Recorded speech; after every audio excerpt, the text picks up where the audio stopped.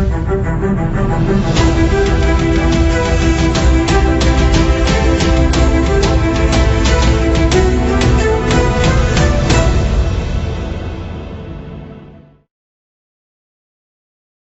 खबर से आपको आगाह करते हैं कि म्यूनिसिपल कमेटी इलाहाबाद के मुलाजिम वकार अहमद, जो कि एक क्लर्क है, इसने गरीब अवाम, सब्जी फरोश, फ्रूट फरोश लोगों का जीना मुहाल कर दिया। पी न्यूज़ की टीम को इंटरव्यू देते हुए असगर अली, आज दिन, बाग अली, मुबशर अली, अब्दुल रहमान, बशारत अली, जो कि इलाहाबाद चौक में सब्जी और फ्रूट की रेडी लगाते हैं, इन्होंने बताया कि Waqar Ahmed clerk municipal committee Allahabad Chowk से हमारी रेडी फ्रूट सब्जी उठाकर दफ्तर ले जाता है और हमसे भारी रकम का मुतालबा करता है।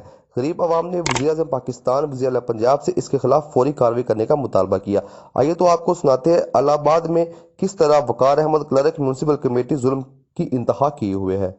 अस्सलाम वालेकुम सर, मेरी गुजारिश है सीओ साहब, एसी साहब तो वज़ीर-ए-आला पंजाब साहब सर, मैं गरीब आदमी हाँ, मजदूर आदमी हाँ।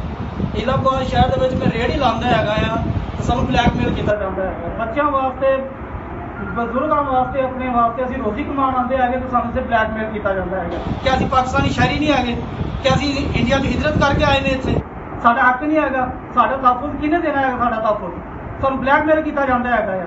वकार इकबाल चीमा साहब ਸਾਨੂੰ ब्लैकमेल ਕਰਦੇ ਨੇ, ਪੱਤਾ ਲੈਂਦੇ ਨੇ ਸਾਡੇ ਕੋਲੋਂ। ਅਸੀਂ ਕਸ਼ਮੀਰ ਚੋਂ ਆਏ ਹੈਗੇ, ਅਸੀਂ ਤੇ ਪਾਕਿस्तान ਦੇ ਸ਼ਹਿਰੀ ਹੈਗੇ ਆ।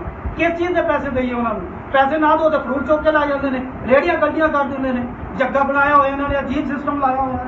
मेहरबानी करो सर, साडे हाल ते रहम करो, सानू तहफ़्फ़ुज़ दवो, इन्हों लगाम पाओ, इन्हों कोई अपना जेड़ा भी जो भी हिसाब किताब है इन्हों लगाम पाओ, बड़ा मेहरबानी।